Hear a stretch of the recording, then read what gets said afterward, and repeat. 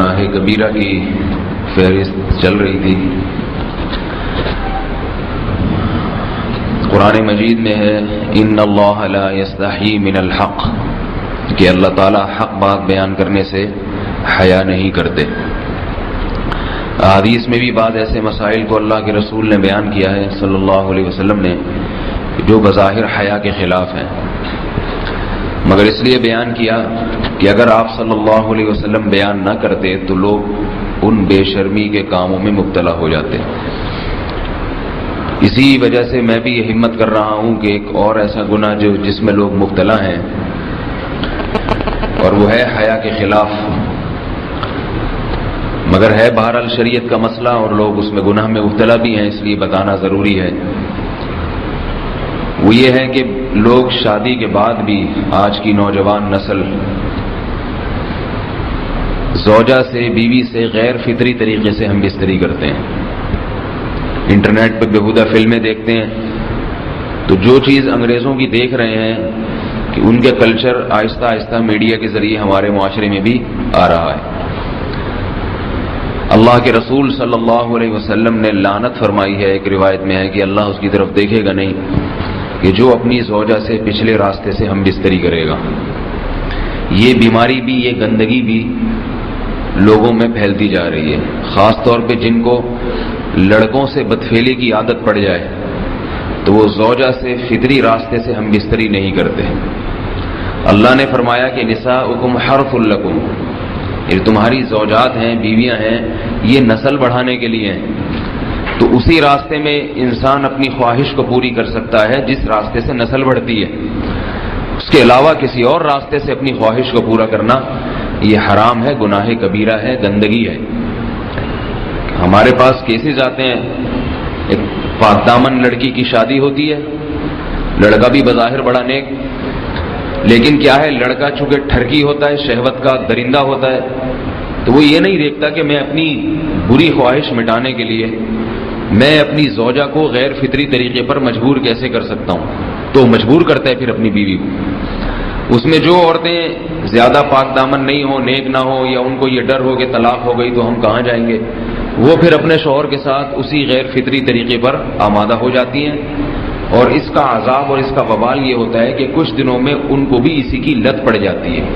انسان جب بھی کوئی غیر فطری راستہ اختیار کرتا ہے، آخرت کا عذاب تو بعد میں، دنیا کا عذاب یہ آتا ہے کہ پھر اس کو لذت فطرت میں آتی نہیں ہے،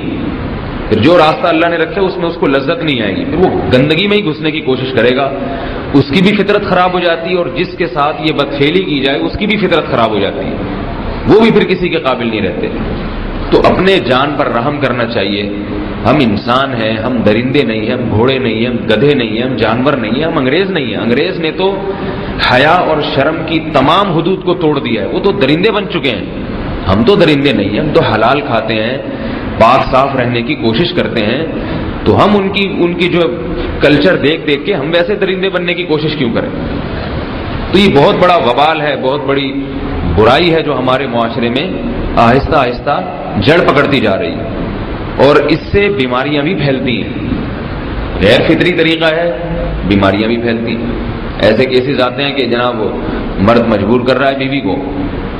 اور وہ بیوی جو ہے ساتھ نہیں دیتی تو پھر اس کو طلاق کی دھمکیاں دیتے ہیں، ایسے کیسز بھی آتے ہیں۔ اور یہ بھی آتا ہے کہ مرد جب اپنی بیوی کو غیر فطری طریقے پر مجبور کرتا ہے، بیوی آمادہ نہیں ہوتی، تو مرد پھر یہ دھمکی دیتا ہے کہ بھائی میری خواہش تو تم سے پوری ہوتی نہیں ہے، پھر میں دوسروں کے پاس جاؤں گا۔ تو یاد رکھیں، جس عورت کا شوہر یہ دھمکی دے اس کو کہ میں زنا کروں گا اگر تم نے میری خواہش پوری نہیں کی غیر فطری طریقے سے، تو عورت اپنے شوہر سے کہہ دے کہ جاؤ تم کہیں اور جا کے منہ کالا کرو، تمہاری فطرت میں گندگی ہے تو یہ مجھے گندا بنانے کی کوشش نہ کرو، اس کو زنا کرنے دیں، وہ اللہ آخرت میں اس سے بھگتے گا۔ ہر بیماری کا اللہ نے علاج رکھا ہے۔ اللہ کے رسول صلی اللہ علیہ وسلم نے فرمایا، صحیح بخاری کی حدیث، ما انزل اللہ من داء الا انزل له دواء، کوئی بیماری ایسی نہیں ہے جو اللہ نے نازل کی ہو اور اس کے لیے دوا نہ رکھی ہو دنیا میں۔ تو اگر کسی کو ایسی لت پڑ گئی ہے غیر فطری کام کی، تو اس کو چاہیے کہ وہ اپنا علاج کرائے، ڈاکٹر سے بھی رابطہ کرے، اور سب سے بڑا علاج یہ کہ کچھ وقت صبر کرے گا، چھوڑ دے گا کچھ عرصے کے لیے، تو خود بخود آہستہ آہستہ صحیح ہو جائے گا۔ ایک آدمی شراب کا عادی ہے،